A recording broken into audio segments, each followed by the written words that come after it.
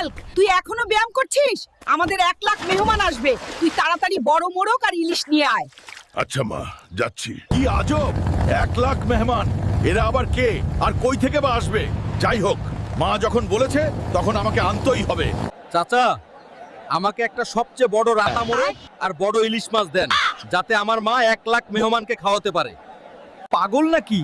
এত বড় মোরগ আর ইলিশ এই দুনিয়াতে আছে নাকি? মনে হয় আমাকে মঙ্গল গ্রহে যে এগুলা ধরে আনতে হবে। এই তো পেয়ে গেছি তোকে। আমার মায়ের 1 লাখ মেহমানের জন্য তুই একদম পারফেক্ট মোরগ। মা ইলিশ মাছ আনতে বলেছিল, কিন্তু আজ আমি অতিথিদের মঙ্গলীয় মাছ খাওয়াবো, যাতে তারা সারা জীবন মনে রাখে। এই নাও মা, তোমার মেহমানদের জন্য এমন মাছ আর মোরগ নিয়ে আসছি যেগুলা এই পৃথিবীতে পাওয়া যায় না। অনেক ভালো করেছিস বাবা। রান্না তো সব কমপ্লিট, কিন্তু মা, তোমার সেই 1 লাখ